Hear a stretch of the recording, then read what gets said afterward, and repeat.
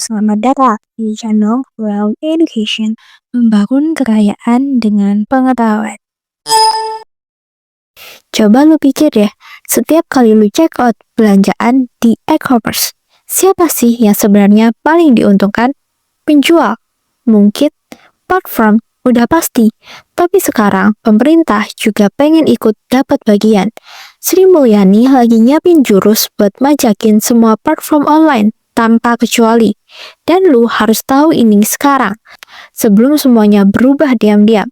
Shopee, Tokopedia, TikTok Shop, semua bakal masuk radar pajak. Bahkan transaksi kecil pun bisa kena efeknya. Jangan kaget kalau nanti diskon makin dikit, ongkir makin mahal, dan harga barang naik pelan-pelan. Karena semua ini ujungnya balik ke lu. Katanya sih pedagang mikro dikecualikan, tapi siapa yang bisa jamin aturan itu beneran adil?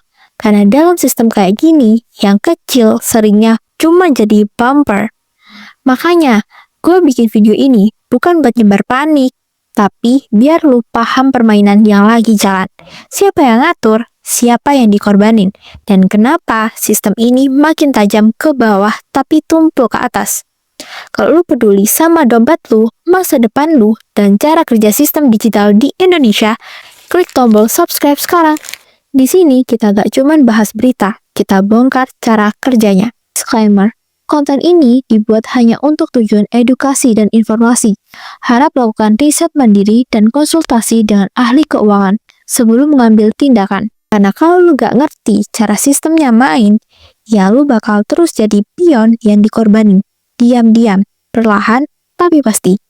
Bisa aja selama ini lu gak sadar lagi jadi target empuk sistem yang diam-diam makin lapar. Lu pikir selama ini negara cuma ngurus pajak di kantor-kantor besar.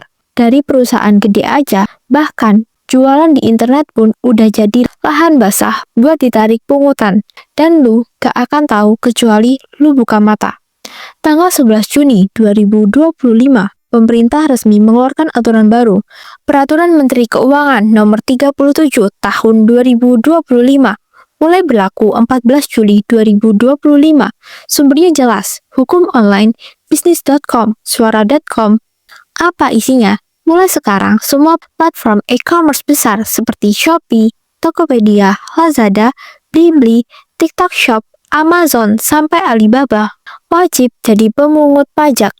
Namun, bukan main-main, mereka diwajibkan memungut PPh pasal 22 sebesar 0,5% dari omset bruto tahunan setiap merchant. Tapi hanya berlaku kalau omset si pedagang di atas 500 juta per tahun.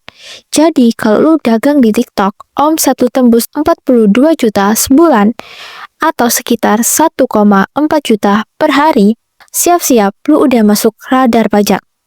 Tapi tenang, kalau lu yang omsetnya masih di bawah 500 juta per tahun, lu bisa dikecualikan. Syaratnya, lu harus bikin dan lapor surat pernyataan penghasilan. Kalau lu males ngurus, males lapor, atau bahkan gak tahu cara bikinnya, ya udah siap-siap dipotong juga. Dan ini yang bikin makin ngeri. Kalau lu dagang tapi gak punya NPWP, potongan naik jadi 1%. 1% mungkin kelihatan kecil, tapi bayangin, ini diterapin ke ratusan ribu merchant. Tiap bulan, tiap transaksi. Uang lari kemana? Lu bisa tebak sendiri. Oh iya, beberapa transaksi dikasih pengecualian yang bebas dari pemotongan pajak, antara lain jasa ekspedisi, jual pulsa, transaksi emas batangan, tanah dan bangunan, serta penjual yang punya surat bebas potong pajak. Tapi lu tahu nggak, mayoritas penjual di e-commerce itu gak jualan tanah, gak jual pulsa, gak ekspedisi. Mereka jual barang-barang konsumen biasa, baju, makanan, elektronik, skincare, yang semuanya masuk kategori kena pajak. Artinya apa? 99% pedagang online tetap masuk radar, kecuali lu ngerti cara ngelindungin bisnis lu sejak sekarang. Ini baru awal. PMK 37 2025 kelihatannya sederhana, tapi efeknya bisa ngacak-ngacak struktur e-commerce kecil, usaha rumahan, bahkan reseller, dropship yang baru belajar jualan. Dan lebih gawat lagi, lu sebagai konsumen juga bakal kena getahnya. Harga bisa naik, diskon bisa hilang, dan sistem ini pelan-pelan bakal bikin yang kecil tambah terjepit. Oke, sekarang kita masuk ke pertanyaan yang paling penting. Kenapa pemerintah tiba-tiba pengen banget narik pajak dari e-commerce? Ini bukan kebetulan. Ini juga bukan iseng-iseng cari duit negara. Di balik diterbitkannya PMK 37 2025. Pertama, alasan yang sering diangkat pemerintah adalah pemerataan pajak digital. Bahasa kerennya level playing field. Jadi selama ini pedagang offline yang punya toko fisik, bayar sewa, izin usaha, listrik, keamanan, udah sejak lama wajib bayar pajak. Tapi banyak pedagang online, apalagi yang baru merintis, gak pernah tersentuh sistem pajak sama sekali. Pemerintah ngelihat ini sebagai ketimpangan. Kalau pedagang di dunia nyata dipajakin, kenapa yang di dunia maya bisa bebas? Lu jualan dari rumah, tanpa bayar listrik toko, tanpa pegawai, tanpa izin lingkungan, terus dapat omset ratusan juta, tapi ngarep gak kena potongan pajak sama sekali. Ya jelas bikin pemerintah gerah. Tirto.id dan Samarinda Post bilang, kebijakan ini didorong demi keadilan antar pelaku usaha. Tapi bener gak semua ini soal keadilan? Atau ada motivasi lain? Kedua, alasan yang gak bisa diabaikan, perluasan basis pajak. Transaksi digital sekarang udah gila-gilaan. Nilainya triliunan rupiah tiap tahun. Tapi dari semua itu, hanya sebagian kecil yang tercatat di sistem perpajakan. Coba lu pikir, ada ribuan seller di TikTok Shop, puluhan ribu di Shopee dan Tokopedia. Tapi, berapa banyak yang benar-benar lapor pajak? Sangat sedikit. Bahkan, banyak yang gak punya NPWP sama sekali. Pemerintah ngeliat ini kayak ladang emas yang belum digarap, dan mereka pengen mulai panen. Sama ini lu pikir sistem digital itu bebas potongan, bebas aturan, bebas pajak. Gak ada yang gratis di dunia ini. Kalau sesuatu kelihatan terlalu enak, bisa jadi lu belum ngerti sistem di belakangnya. Dan alasan ketiga yang juga penting buat negara adalah efisiensi administrasi. Pemerintah udah lama capek ngurusin pajak satu persatu. Banyak pelaku usaha yang males lapor. Banyak juga yang gak ngerti caranya. Makanya lewat PMK 37 ini, pemerintah lempar tanggung jawabnya ke platform. Jadi nanti Shopee, Tokopedia, dan TikTok Shop lah yang otomatis potong pajak dari transaksi lu. Mereka yang lapor, mereka yang transfer ke kas negara. Ini cara yang lebih rapi, lebih cepat, dan lebih gampang diawasi. Gak perlu ngubar ribuan seller satu-satu. Pemerintah udah gak mau ribet kemis-kemis laporan dari rakyat. Sekarang sistemnya, potong dulu, urusan belakangan. Mau ngerti atau enggak, lu tetap kena. Tempo, Tirto, dan Suara.com udah bahas ini panjang lebar. Semuanya mengarah ke hal yang sama. Efisiensi pajak digital lewat tangan platform. Lebih rapi, lebih efektif, dan yang paling penting, uangnya langsung masuk. Dari tiga alasan tadi, keadilan pajak, perluasan basis, dan efisiensi, semua masuk akal di atas kertas. Tapi pertanyaannya sekarang, siapa yang benar-benar diuntungkan? Pemerintah udah jelas, platform bisa jadi, tapi rakyat kecil, UMKM, dropshipper, konsumen, belum tentu. Dan ini yang bakal kita bahas di segmen berikutnya. Karena sistem ini pelan-pelan bakal ngerubah wajah e-commerce Indonesia. Dan kalau lu gak siap, dari sekarang, lu bisa jadi korban berikutnya. Lu pasti mikir, oke, pajak digital katanya demi keadilan, tapi siapa sih sebenarnya yang benar-benar diuntungkan? Karena kalau cuma dengar versi pemerintah doang, semua terdengar indah, biar adil, biar tertib, biar negara punya pemasukan.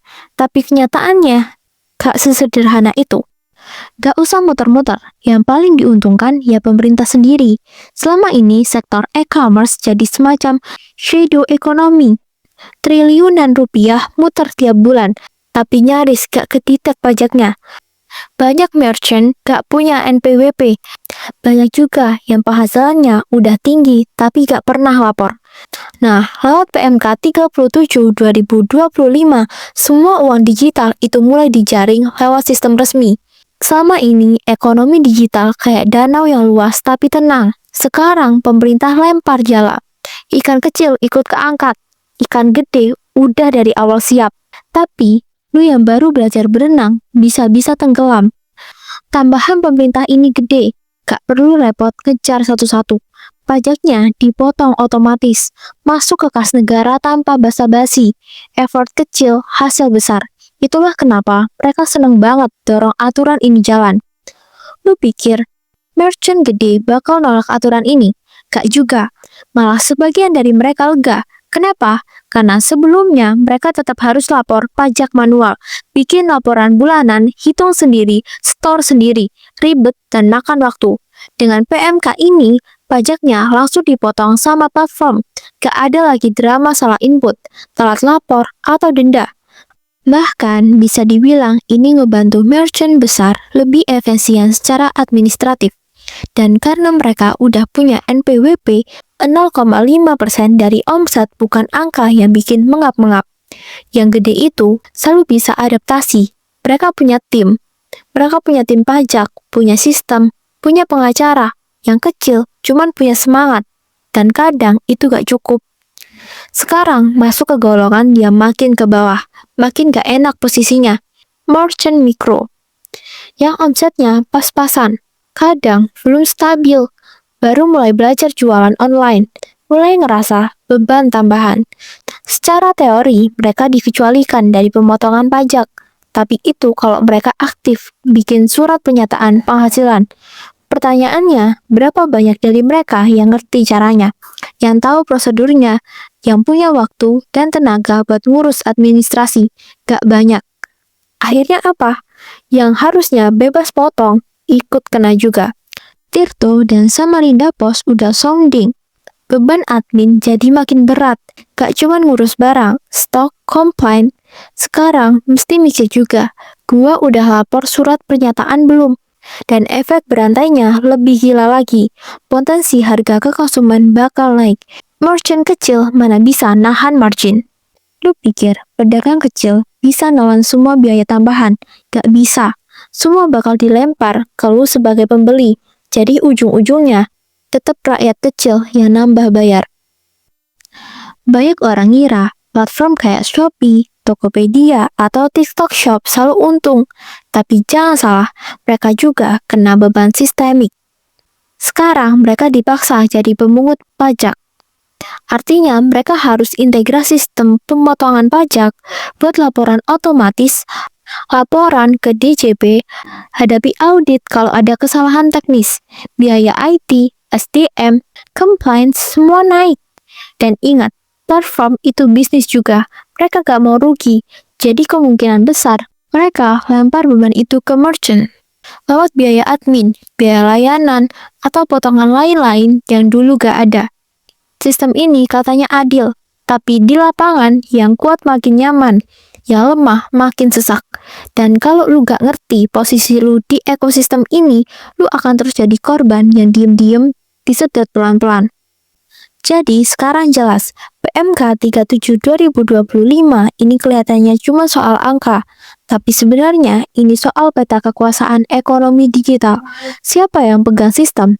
Dia yang bisa atur main. Yang kecil harus muter otak lebih keras buat bertahan. Gimana sebenarnya cara kerja kebijakan ini? Kok bisa tiba-tiba semua platform online disuruh narikin pajak? Ini bukan cuma wacana. Ini sudah jalan. Resminya diatur lewat Peraturan Menteri Keuangan Nomor 37 Tahun 2025 alias PMK 37 2025. Jadi ini udah sah, bukan rumor TikTok, bukan omongan netizen, tapi aturan hukum yang siap dipraktikkan. Pemerintah nggak lagi nunggu store pajak, mereka yang langsung narik dari tempat lu dagang, otomatis tanpa permisi. Kok bisa? Gini cara mainnya. Ada 4 tahap penting dari mekanisme implementasi ini, dan ini bukan sekedar teori. Semua udah dijadwalkan, dirancang, dan siap ngacak-ngacak sistem yang belum siap. Yang pertama adalah penunjuk resmi oleh DJP Lewat PMK 37 2025, pemerintah sekarang menunjuk secara resmi siapa aja platform digital yang wajib narik pajak buat negara. Jadi bukan cuma Tokopedia, Shopee, Bukalapak, tapi termasuk juga platform lain yang dianggap punya potensi transaksi besar. Pertanyaannya, siapa yang milih? Jawabannya Direktorat Jenderal Pajak, dan ini sepihak. Jadi, kalau platform ditunjuk, ya harus nurut, gak bisa debat, gak bisa nyales. Yang kedua adalah integrasi sistem, wajib sambung ke DJP. Nah, ini dia yang agak ngeri. Semua platform wajib integrasi sistemnya langsung ke DJP. Artinya, data transaksimu bisa langsung ditarik real time oleh pemerintah. Gak ada lagi celah buat main kucing-kucingan. DJP udah duduk di tengah-tengah dashboardmu. Bukan cuma integrasi, tapi juga bisa memotong pajak otomatis dari transaksi. Jadi, setiap kali ada jual beli, sistem langsung narik PPN dan PPh sesuai aturan, dan itu langsung disetor ke negara. Pemerintah udah masuk ke kasir toko onlinemu, dan mereka ngambil jatah duluan sebelum kamu sempat tarik omset. Tahapan bertahap. Platform besar dulu mulai menyusul. Kebijakan ini gak langsung serentak, tapi mulai dari platform besar dulu. Logikanya, yang besar biasanya lebih siap infrastruktur, punya tim legal, dan IT sendiri. Jadi proses adaptasinya lebih mulus. Tapi setelah platform besar selesai, pemerintah udah kasih kode keras, giliran platform menengah dan kecil. Jadi ini cuma masalah waktu. Jangan seneng dulu kalau lu jualan di platform kecil, karena giliranmu tinggal nunggu giliran eksekusi sistemnya selesai. Merchant lebih besar 500 juta rupiah otomatis kena pajak. Nah, ini dia yang paling nyentil. Pemerintah menetapkan ambang batas kalau lu punya omset lebih dari 500 juta per tahun, lu otomatis jadi subjek pajak. Gak pakai daftar-daftar, gak perlu nyari NPWP, sistem yang langsung hitung. Dan kalau omset lu masih di bawah 500 juta, jangan seneng dulu, karena lu tetap harus kirim surat pernyataan ke DJP buat ngaku, saya belum wajib pajak. Kalau lu diem aja, ya udah, dianggap wajib juga. Di dunia digital sekarang, diam bisa diartikan siap dibebani, dan kalau lu gak tanggap, bisa-bisa kena pajak yang bukan haknya. Pemerintah bukan lagi sekedar nunggu laporan. Sekarang mereka masuk langsung ke sistem. Mereka tarik langsung dari sumber. Dan kalau sistem lu gak siap, siap-siap tenggelam sama beban. Dan buat para pelaku UMKM online, ini bisa jadi awal kebingungan atau awal mula kedewasaan bisnis. Tergantung lu siap atau enggak. Yang jelas ini bukan soal pajak aja, tapi soal kontrol, dan kontrol itu sekarang udah ada di tangan yang lebih besar. Jadi, setelah pengumuman rencana penarikan pajak otomatis dari seluruh platform online, publik meledak. Netizen ngamuk, pedagang online ngelus dada, dan komentar di Instagram Bu Sri Mulyani penuh dengan jeritan, bukan pujian. Bu, margin saya udah tipis, jangan disemprot pajak juga. Kami ini bukan korporat, Bu. Baru buka lapak seminggu. Masa udah dipotong? Komentar-komentar semacam itu membanjiri kanal sosial media Kementerian Keuangan. Banyak pedagang merasa seperti ditarik ke dalam sistem besar yang mereka belum siap hadapi. Tapi tunggu dulu, dari sisi pemerintah, DJP langsung buka suara. Ini bukan pajak baru. Itu yang disampaikan Direktorat Jenderal Pajak lewat berbagai media, termasuk Kompas TV, Tirto.id, hingga Suara.com. Ini cuma perubahan mekanisme, tujuannya agar lebih mudah, lebih efisien, lebih adil. Secara teknis, pajak pertambahan nilai atau PPN itu memang sudah ada, hanya saja dulunya masih manual. Sekarang akan dipotong otomatis dari sistem e-commerce. Nah, disinilah perdebatan mulai panas. Akumindo, Asosiasi UMKM angkat suara. Mereka minta agar kebijakan ini jangan digas dulu. Harus ada fase transisi yang jelas. Kenapa? Karena pelaku UMKM itu heterogen. Ada yang paham sistem, ada juga yang cuma tahu upload produk lewat HP. Kebijakan ini kalau diterapkan tanpa edukasi bisa bikin banyak pelaku mikro kelabakan. Orang jadi malas daftar usaha, takut kena pajak duluan sebelum profit. Pengamatan dari Indonesia E-commerce juga setuju dengan tujuan pemerintah. Mereka bilang, kami siap mendukung, tapi tolong pelaksanaannya jelas. Edukasi harus dimulai dari sekarang. Platform seperti Tokopedia, Shopee, Bukalapak, bahkan TikTok Shop, mereka mungkin siap sistemnya, tapi pedagang-pedagang kecil yang baru buka akun 3 bulan lalu karena kena PHK atau butuh penghasilan tambahan, mereka belum tentu siap mental dan sistemnya. Dan ya, kalau ini diterapkan buru-buru tanpa narasi yang adil dan transparan, pemerintah bakal kehilangan sesuatu yang lebih mahal dari sekedar penerimaan negara, kepercayaan. Sebab, di balik layar, banyak pedagang kecil sebenarnya bukan anti pajak. Mereka cuma nggak mau jadi korban sistem yang nggak adil. Mereka takut dikorbankan demi target penerimaan negara. Kalau negara mau semua orang patuh bayar pajak, negara juga harus paham satu hal. Edukasi dan komunikasi itu jauh lebih penting dari sekedar penarikan otomatis. Kalau lu nonton sampai sini, pertanyaannya simpel. Apakah menurut lu kebijakan ini adil atau justru bikin yang kecil makin ditekan? Sementara yang besar makin nyaman karena udah disiapin semuanya dari awal. Oke, kita sudah membedah semua lapisan dari PMK 37 tahun 2025. Tapi sebelum kita tutup, gue mau rapihin benang merahnya, biar lu bener-bener paham. Pertama, ini bukan pajak baru.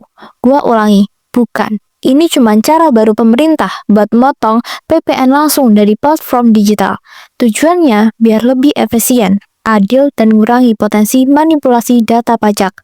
Yang bakal langsung kena dampak adalah penjual dengan omset di atas 500 juta per tahun. Kalau omset lu masih di bawah, lu masih bisa bebas, asal kirim surat pernyataan ke platform. Sektor-sektor kayak makanan, transportasi online, dan jasa pengiriman itu masih dikecualikan untuk sementara waktu, tapi bukan berarti aman selamanya.